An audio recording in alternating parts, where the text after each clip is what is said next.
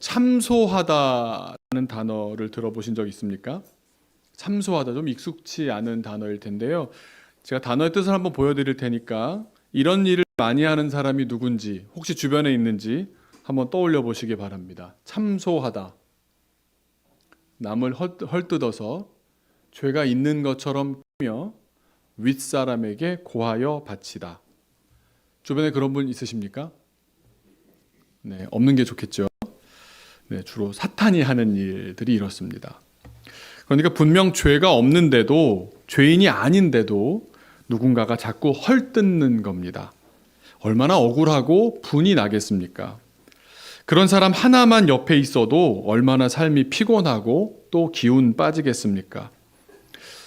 저희 선친께 어느 분이 물었습니다. 목사님, 목회의 성공 비결이 뭡니까? 그때 대답이 이러셨습니다. 목회 내내 꼭 기도하는데 좋은 사람 만나게 해주십시오. 기도했습니다. 그러니까 아버지께서 목회를 배우면서 보시니까 인품도 좋으시고 신앙도 참 존경할 수밖에 없고 또 공부도 참 많이 하시고 능력도 세상 뛰어난 목사님들마저도 힘들게 하는 사람 한 명 때문에, 많이도 아니고 그저 한 명, 두 명 때문에 그런 사람만 있으면 다들 고생 하시더라는 겁니다.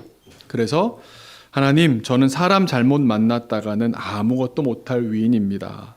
부디 좋은 사람 만나게 해주십시오. 기도했고 그 기도의 응답을 받아서 목회를 그래도 큰 대과 없이 마무리할 수 있었습니다.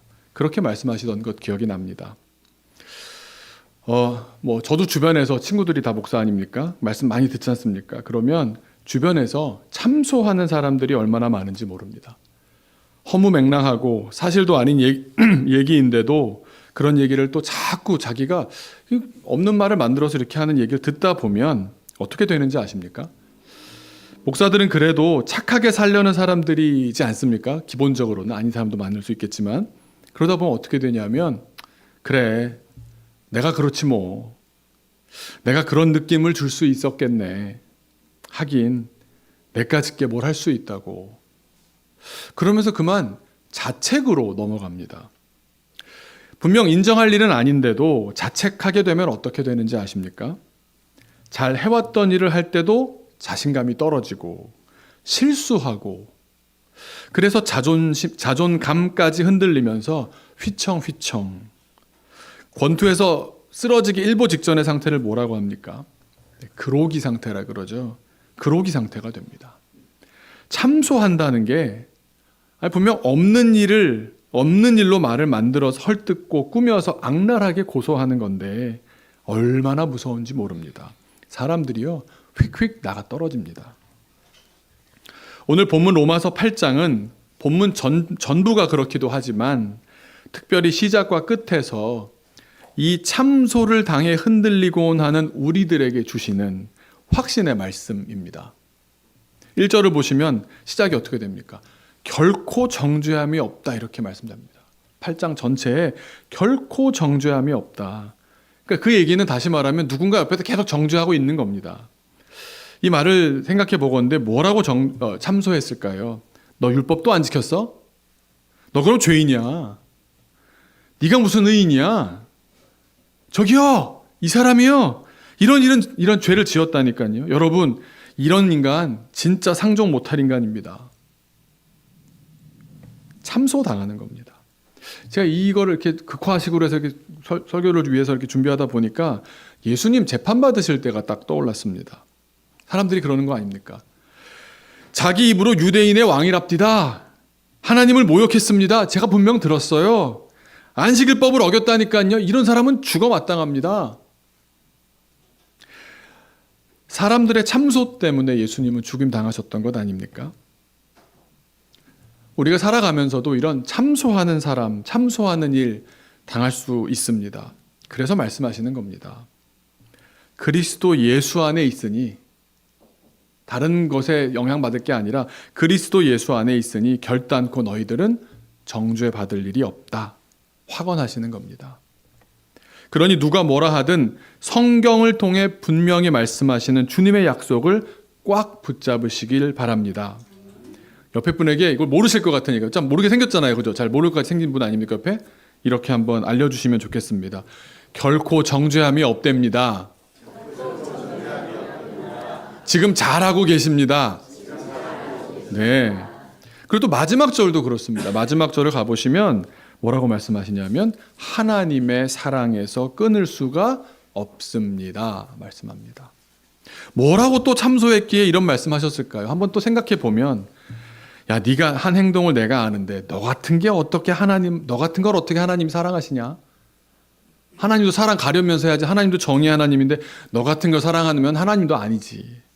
네가 무슨 목사야? 네가 무슨 엄마야? 네까짓 게 무슨 아빠라고? 너 진짜 아니야. 막 이러는 겁니다. 설교 중에서 제가 이 문장을 쓰기만 하는데도 제가 막 기운이 빠지더라고요.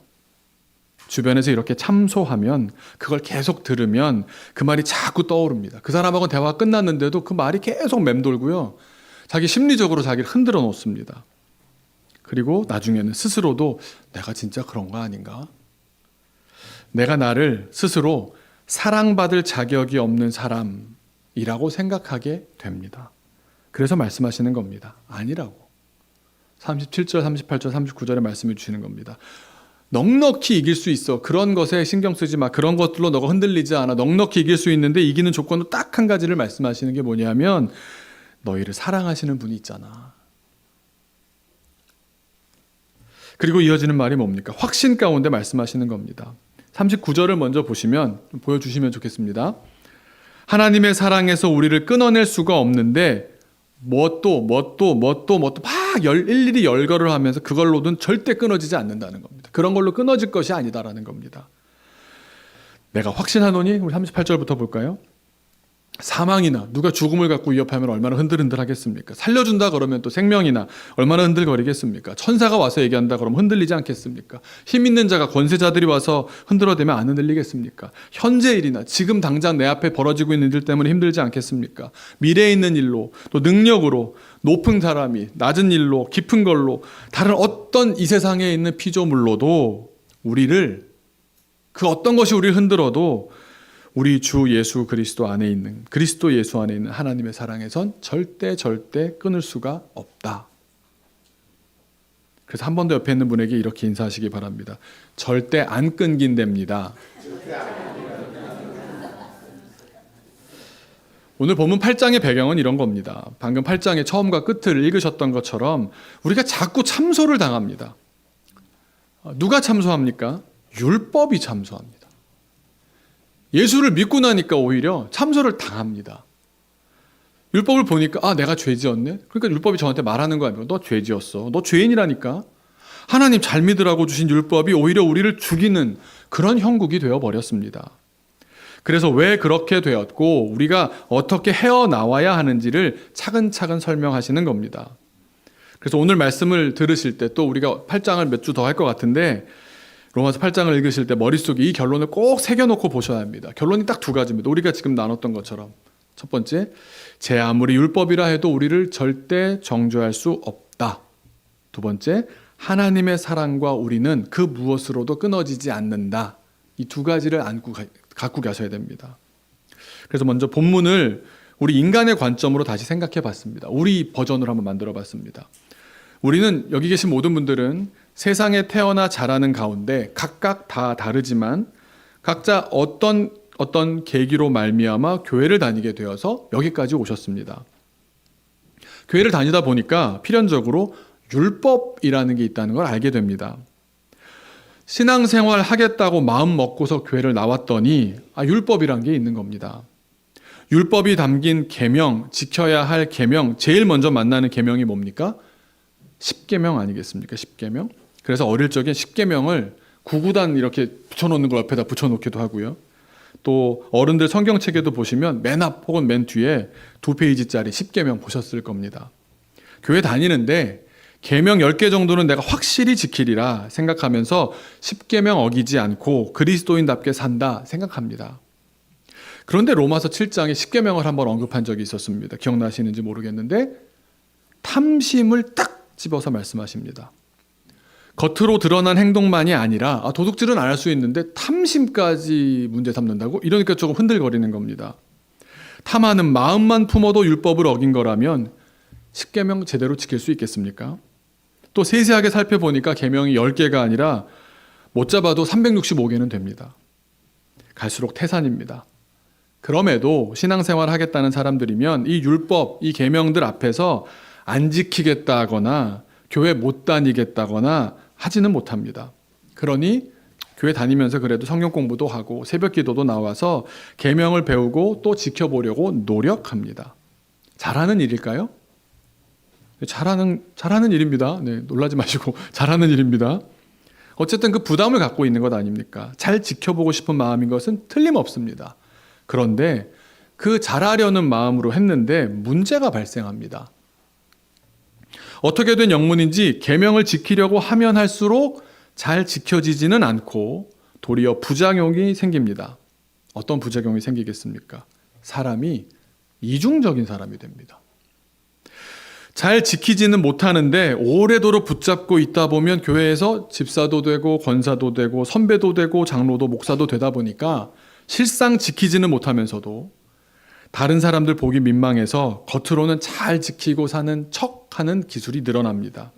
속은 그렇지 않은데 말입니다. 그러니까 율법이 도리어 올무가 되는 겁니다. 그러니 애초에 지킬 수 없는 계명으로 율법을 하나님께서 잘못 주신 것 같고 하나님도 거북스러워지고 그런 내면적인 불일치, 그런 갈등 속에서 신앙생활은 버겁게만 느껴집니다. 그러는 와중에 가장 심각한 문제가 발생합니다. 그것은 바로 우리의 율법에 대한 태도입니다. 우리가 율법을 싫어하게 됩니다. 율법이 하나님의 말씀인데 하나님의 말씀을 듣기를 싫어하게 되는 겁니다. 여러분, 누구의 말을 듣기 싫다는 건 어떤 의미겠습니까? 그 사람이 싫은 겁니다. 하나님을 멀리하고 하나님을 싫어하게 됩니다. 결과적으로 율법에 휘둘리게 되는 겁니다. 하나님은 사라지고 교회 그러면 율법만 머리에 남는 겁니다. 지키지 못한 것만 남는 겁니다. 이런 현상을 한마디로 이렇게 말씀드릴 수 있습니다. 율법이 율법주의가 되어버리고 말았다. 여러분, 권위를 한번 예를 들자면 권위는 필요하고 좋은 것이지만 권위주의가 되면 큰 문제가 되지 않습니까? 권위주의 시대를 우리 지나왔지 않습니까? 율법이 율법주의라는 우상이 되는 순간 우리는 율법을 버리게 될 뿐만 아니라 하나님도 잃어버리게 됩니다. 율법주의는 이런 겁니다. 우리에게 이렇게 말을 건넵니다. 너 죄 짓기만 해 아주 그냥. 너 죄만 지으면 너 아주 내가 제대로 정죄할 테니까 두고 봐. 막 이렇게 폭력적으로 나옵니다. 그러니까 우리는 교회 다니면서 율법을 지켜야겠다라는 마음이 어디서 발원됐는지 생각해 보면 보통은 율법주의의 강요에 눌려서 정죄받지 않으려고 죄를 안 짓겠다 이러는 겁니다. 그 사람이 그게 잘 안 되니까 이중적이 될 수밖에 없는 겁니다. 강요에 의해서 억지로 겉으로만 하는 순종이 아닙니다. 하나님께서 그런 순종 받으시겠습니까? 마음이 없는 순종을 기뻐하지 않으십니다. 그런데 복음은 율법과 다릅니다. 아까 우리 나눴던 우리 서로 대화했던 것처럼 그렇게 말씀을 하십니다. 너는 결코 정죄받지 않아. 너는 내 사랑하는 자녀인데 내가 너를 어떻게 정죄하겠니? 나는 너를 사랑해. 내가 죄를 지어도 나는 너를 버리지 않아. 내가 죄를 짓지 않을 때까지 네가 죄를 싫어할 때까지 너를 끊임없이 돕고 사랑할 거야. 이것이 복음입니다. 그래서 우리가 신앙에서 그렇게 중요하다고 강조하는 말이 무엇입니까? 신앙은 하나님과의 인격적인 만남입니다. 투철한 준법 정신이 아닙니다. 인격적으로 하나님을 만나야 우리는 내면으로부터 변화됩니다. 어떻게 변화됩니까? 이전까지 율법주의로 신앙생활을 잘못하고 있었을 때는 우리가 죄를 짓지 않기 위해서 죄를 안 짓고 살았던 사람이었습니다. 그래서 어떻게든 율법의 계명들을 기억하고 피해갈 생각으로 두려움에 떨었던 겁니다. 하지만 예수님을 만나 내면이 변화가 되면 죄를 짓고 싶지 않아서 죄를 안 짓게 됩니다. 마음이 변한 겁니다. 마음을 들이는 겁니다. 이전엔 율법을 지켜야 하기 때문에 율법을 지켰는데 예수님을 만나 내면이 변화가 되면 율법을 지키고 싶어서 율법을 사랑해서 아버지 말씀을 듣고 싶고 아버지의 말씀에 귀를 기울이게 되는 겁니다. 제가 선친께 그런 말씀을 몇 번 들었습니다. 참 부끄러운데요. 아마 제가 아버지처럼 목사의 길을 간다면서도 아버지 충고를 귀담아 듣지 않은 것 같아 보였나 봅니다. 저는 인정할 수 없었는데 그 당시엔. 자꾸 아버지가 하시는 방식과 다르게 제가 하다 보니까 그러셨던 것 같은데 이렇게 말씀하셨습니다. 눈에 보이는 애비 말도 안 듣는데 어떻게 눈에 보이지 않는 하나님 말씀을 듣고 순종하겠냐? 이 말을 들으면 기분이 어떨까요? 불쾌합니다. 그러면서 속으로는 이렇게 생각했던 것 같습니다. 맨날 똑같은 말씀하시면서 이젠 하나님까지 연결해가지고 꼼짝 못하게 하시나? 그렇게 생각했던 적이 있었습니다. 그런데 지금 생각해 보니까 문제가 뭘까요? 제가 문제였죠. 그러면 제가 10계명 제5계명 부모를 공경하라고 하신 계명을 어긴 것이 문제였을까요? 문제는 아버지의 사랑에 충분히 잠기지 못한 것이 문제였습니다. 아버지께서 사랑하는 아들에게 본인의 몸이 쇠약해 가는 가운데도 정말 표현이 좀 그렇습니다만 죽어가는 과정에서도 삶을 기울여 인생 충고를 주셨는데 아들의 태도를 보고는 저렇게까지 말씀하셨을 정도면 아버지 마음이 얼마나 아프셨겠습니까? 참 부끄럽기 짝이 없습니다. 돌아보니 얼마나 사랑을 많이 받았는지요. 이제는 얼마나 아버지의 충고가 그리운지 모릅니다. 낳으시고 기르시고 지원하시고 속아주시고 믿어주시고 열어주시고 알려주시고 그때는 왜 그걸 당연하다고 생각했을까요? 아버지의 마음을 먼저 헤아릴 수 있었더라면 혹 좀 합리적이지 않다고 해도 혹 좀 시대적으로 안 맞는 것 같아 보여도 그 마음을 알았더라면 더 귀담아 들었을 텐데 아버지의 사랑을 그저 안다 말만 했지 실상 몰랐기 때문에 아버지의 마음도 보지 못했고 아버지의 말씀도 듣지 못했던 겁니다.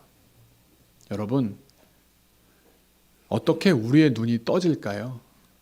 어떻게 우리의 귀가 열릴까요? 그것은 결코 정죄하지 않으시고 그 어떤 경우에도 그 어떤 장애에도 절대로 중단되지 않는 주님의 사랑을 아버지의 사랑을 절절하게 깨달아야 우리가 철이 듭니다. 그때가 되어서야 비로소 하나님의 말씀, 율법을 사랑하게 되는 줄로 믿습니다. 제가 좀 뜬금없지만 오늘 말씀을 더 잘 같이 이해하기 위해서 문제를 2가지를 내겠습니다.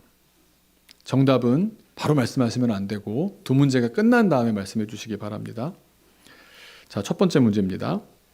자, 이탈리아 음식을 좋아하는 사람이 있습니다. 정말 자주 먹고 많이 먹고 이탈리아 음식이라면 피자, 파스타, 에스프레소, 젤라또 종류별로 다 먹습니다. 그리고 또 유명하다는 이탈리아 식당은 다 꿰고 있습니다. 자, 그렇다면 이 사람은 이탈리아 사람입니까? 물론 농담으로야 야, 저 친구는 이탈리아 사람이야. 뭐야? 왜 이렇게 이탈리아 음식을 좋아해? 말할 수 있겠지만 이탈리아 식당 간다고 이탈리아 사람이 될 수 있습니까? 아무리 가도 안 됩니다. 진짜 질문은 이겁니다. 어떻게 해야 이탈리아 사람이 될 수 있을까요? 답하지 마시고요. 2번 문제입니다. 자, 그러면 교회 다닌다고 그리스도인이 될까요? 교회 빠짐없이 다니고 성경도 읽고 직분도 받고 또 기독교적인 행동을 연습하고 흉내도 내다가 이젠 제법 그럴듯하게 교회 오빠 태도 좀 나고 그러면 그리스도인이 될까요? 아무리 해도 안 됩니다. 자, 질문입니다. 어떻게 해야 그리스도인이 될까요? 다시 1번 문제로부터 돌아가겠습니다. 어떻게 하면 이탈리아 사람이 될 수 있을까요? 방법이 있더라고요. 제가 말씀을 준비하다가 이 방법이구나 깨달았는데 뭐냐면 이탈리아 사람과 가족이 되면 됩니다. 그렇죠? 결혼을 하거나 양자로 들어가거나 하면 됩니다. 그러니까 제가 한번 상상을 해봤습니다. 저희 아들을 이탈리아 사람으로 만들기 프로젝트를 해본다면 아들을 데리고 이탈리아를 가서 이제 얘를 전도 유망한 이탈리아 식당을 하나 잡는 겁니다. 그리고 이제 네가 이렇게 하라고 하고 저는 빠지는 거죠. 그래서 이 친구 아들이 주인 가족을 잘 파악하고 그 식당을 자주 다니면서 평소에 좋은 인상을 남기며 점수를 잘 따두었다가 그 주인집 딸과 자만추, 자연스러운 만남을 추구하듯이 잘 진행해서 교제하고 결혼까지 하게 되면 그 집안 사위로 들어가게 됩니다. 그러면 이제 이 결혼식을 올리며 혼인신고와 함께 결혼비자를 받아서 이탈리아 사람이 됩니다. 그러면 이탈리아 식당이라는 가업을 이어갈 수도 있고, 그러면 그 집 아들은 이제 알베르토가 되고 주세페가 되는 겁니다. 자, 두 번째 문제입니다. 우리가 어떻게 그리스도인이 될 수 있을까요? 방법이 있습니다. 대답해 보시겠습니까? 하나님의 가족이 되면 됩니다. 성경의 비유를 그대로 살려서 표현해 본다면 우리가 하나님의 자녀가 되거나 하나님의 양자로 입적되어서 가족이 되거나 우리의 신랑 예수님의 신부가 되면 됩니다. 그러면 이탈리아 사람이 될 때 알베르토, 주세페 이름 같듯이 우리는 영광스러운 이름을 갖게 됩니다. 그리스도인이 됩니다. 자, 그런데 여기서 한 가지 빼먹지 말고 꼭 물어야 할 게 있습니다. 가족은 그냥 됩니까? 무슨 정략 결혼으로 돈을 목적으로 하는 결혼이 아니라 진짜 이태리 사람이 되고 진짜 그리스도인이 되려면 가족이 돼야 되는데 가족이 어떻게 하면 되느냐는 겁니다. 결혼이 그냥 내가 하고 싶다고 하면 되고 양자로 입적해서 아들로 삼아달라고 내가 요청하기만 하면 되는 게 아니지 않습니까? 어떻게 해야 피 한 방울도 섞이지 않던 사람과 가족이 될 수 있겠습니까? 이게 오늘 설교 핵심이거든요. 사랑해야 연결됩니다. 아들로 삼고 딸로 삼고 배우자로 일평생을 기약하는 일은 사랑 없이는 되는 일이 아닙니다. 그런데 그 사람이랑 전혀 몰랐던 사람 어떻게 알았습니까? 그 사람이 내 짝인지 어떻게 아셨습니까? 아직도 몰라가지고 청년들이 얼마나 많은 사람을 만나고 계신지 아십니까? 어떻게 압니까? 뭐 어떤 설에 의하면 스파크가 튄다더라 이런 말도 있고, 사랑이라는 것이 이성적이지도 않고 합리적이지도 않은데 그런데 또 놀랍게도 에너지는 엄청나지 않습니까? 강렬하고 폭풍 같고, 그래서 심지어 내 마음과 생각과 존재 전부를 송두리째 흔들어 놓지 않습니까? 죽음도 불사하지 않습니까? 우리가 이 세상에서 성령 하나님을 똑같지는 물론 않지만 가장 가깝게 경험할 수 있는 것이 바로 이 사랑이 아닌가 싶습니다. 눈이 멀게 되는 것 같으면서도 정확히 말하면 내가 나의 많은 조건과 지금 내가 생각했던 많은 것들이 있다 보니까 못 보는 것을 내가 꼭 봐야 할 것을 보게 하시는 것이 성령의 능력입니다. 어제 주일을 준비하면서 점심을 같이 먹고 있었습니다. 중고등부 학생들도 있었고 청년들도 있었고 찬양팀도 있었고 교역자도 있었고 같이 밥을 먹고 있는데 평소랑 비슷한 인원이 식사를 하고 있었거든요. 근데 갑자기 이현종 집사님께서 그러시는 겁니다. 오늘따라 왜 이렇게 휑하죠? 다른 분들이 모두 아니 여느 토요일과 다를 바 없이 비슷한데요? 이랬습니다. 제가 그 이유를 딱 알겠더라고요. 늘 계셨던 배 집사님만 어제 안 계셨습니다. 이 집사님께는 세상의 절반이 없어진 느낌이셨던 게 아닌가 싶습니다. 눈이 멀게 되는 것 같지만 정확히 말하면 내가 꼭 봐야 할 사람을 보게 하시는 겁니다. 성령은 우리의 마음을 주장하십니다. 내가 왜 이유는 모르겠는데 이 사람한테 마음이 가고, 이유는 모르겠는데 내 주머니를 털게 되고, 이유는 모르겠는데 내가 잘해주고 싶고 배우고 싶고, 이해가 안 된다니까요. 설명이 안 된다니까요. 성령이 우리의 마음을 주장하시는 겁니다. 그래서 하나님께서 우리를 사랑하시는 사랑도 이해가 됩니까? 말이 안 되는 거고요. 아무리 신학적으로 성경을 많이 읽는다고 이해되는 게 아닙니다. 일방적인 겁니다. 그럼 우리의 하나님에 대한 사랑은 어떻겠습니까? 주님께서 인도하셨기에 여러분 여기까지 와 있는 겁니다. 기적을 가장 많이 경험했다고 하는 독일 다음슈타트의 마리아 자매회 바실리아 슐링크라는 원장님이 그러십니다. 이분은 제가 주례 때 많이 얘기하는 비유인데요. 그 도시에 2차 대전 때 폭격으로 도시가 다 날아갔습니다. 4분의 3이 없어졌습니다. 그래서 우리나라 옛날에 행주치마 하듯이 여성들이 남편이 죽고 아이들이 죽어버린 그런 여성들이 행주치마 같은 걸로 깨어진 돌을 가져다가 수도원을 지었습니다. 그래서 같이 모여 살고 어려움 가운데 문제가 생겼습니다. 이 도시에 물이 없다는 겁니다. 그 지질 조사를 하고 독일이 얼마나 과학이 발전했습니까? 없다는 거예요, 물이. 근데 기도했습니다. 하나님 물 주십시오. 근데 응답을 받았다는 거예요. 말도 안 된다고 어디 지질 조사 결과 물이 없는데 그랬더니 하나님께서 주신 땅이고 여기 오게 하셨으니까 여기를 파자고. 팠는데 다음슈타트에 필요한 수량의 50배가 나왔습니다. 지금도 그 물로 다음슈타트가 물을 마십니다. 그래서 그걸 기념하는 물을 이렇게 연못을 만들어 놨습니다. 그런 기적이 수도 없이 있었습니다. 기적의 현장인데 그 원장님께 물어본 겁니다. 바실리아 슐링크에게 세상에서 경험하셨던 가장 큰 기적은 뭡니까? 이러는 겁니다. 우리 모든 자매들이 정말 이 사람만큼은 안 변한다고 생각한 사람이 있었답니다. 이 인간은 안 변해. 이 애는 안 돼. 지금 우리 어머니들 가운데 자녀 놓고 그렇게 하시는 분들도 있지 않습니까? 또 우리 부모님들께서 우리의 부모님들 놓고도 우리 아버지는 안 돼. 이런 분들이 있잖아요. 그런데 변하더랍니다. 자기가 경험한 우리 방법을 다 내려놓게 하신 거는 이게 문제가 아니라 사람이 변하는 것. 성령께서 하시더라.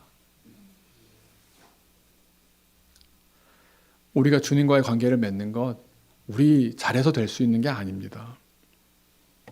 엄청난 능력을 우리 성령께서 우리에게 주셔서 주님께 나아갈 마음도 주시고 주일에 이렇게 예배하러 나올 그 중심도 주시고 우리 학생들도 보면요. 교회 나올 애들이 아닌 애들이 많아요. 매주 자기 혼자 결단하라고 하면 안 되는데 하나님께서 사람을 붙여주시고 교통편을 허락해 주시고 교회를 이렇게 멀리 났어 이렇게 생각할 수도 있는데 오히려 더 적절한 곳으로 삼게 하시고 성령께서 그때 마음을 또 열게 하셔서 받아들이게 하시지 않습니까? 성령께서 하시는 일은 다음 시간에 제가 설교를 또 나누겠는데 어떻게 생판 모르는 사람과 가족이 됩니까? 사랑하면 됩니다. 어떻게 우리가 하나님의 자녀가 되고 예수님의 신부가 됩니까? 우리가 그렇게 결단한다고 할 때 옆에서들 참소가 끊이지 않을 겁니다. 네가 언제부터 교회를 그렇게 다녔어? 네가 옛날에 어땠는지 내가 다 아는데 무슨 네가 기독교인이야? 이제 와서 네가 착한 척한다고 뭐 내가 알아줄 것 같냐? 막 별소리를 다 들을 겁니다. 그럼 또 스스로도 그렇게 생각합니다. 내가 옛날에 참 허랑방탕했었는데 내가 애를 키우면서 얼마나 잘못을 많이 했는데 우리 같은 사람이 어떻게 하나님의 자녀가 되고 어떻게 예수님의 신부가 되겠습니까? 간단하게 말씀드리면 우리 힘으로 한 게 아니라는 겁니다. 성령 하나님께서 일하셔서 그리스도 예수 안에만 있으려고 했는데 그 인격적인 관계가 맺어지면서 주님께서 그렇게 불러주셔서 그렇게 되는 겁니다. 다른 이들의 참소에 귀 기울이지 마시고 사랑하는 마음을 이미 주신 하나님께 순종하셔서 내가 사람들 눈에 그렇지 그냥 인정해버리시면 된다니까요. 제가 아버지한테 들은 얘기가 천안중앙교회 담임으로 가셨더니 그 교회를 세우신 두 집안이 있는데 한 집안이 그 유명한 김용옥 씨네, 도올 김용옥 씨네 집안인 겁니다. 그 집 막내 아들이에요. 근데 그 막내 아들 댁에 그 장로님이 살고 계셨습니다. 아버님 원로 장로님. 그래서 아버지께서 이제 새로운 목사입니다 인사하러 갔더니 다짜고짜 처음 만났는데 막 욕을 하요. 기독교가 말이야. 그래서 막 욕을 하더래요. 뭐 이래가지고 안 되고 말이야. 한 30분 40분은 막 떠드시더래요. 저도 아버지 어떻게 하셨어요 그래? 그걸 어떻게 견뎌요? 그랬더니 그러셨대요. 제가 그런 사람입니다.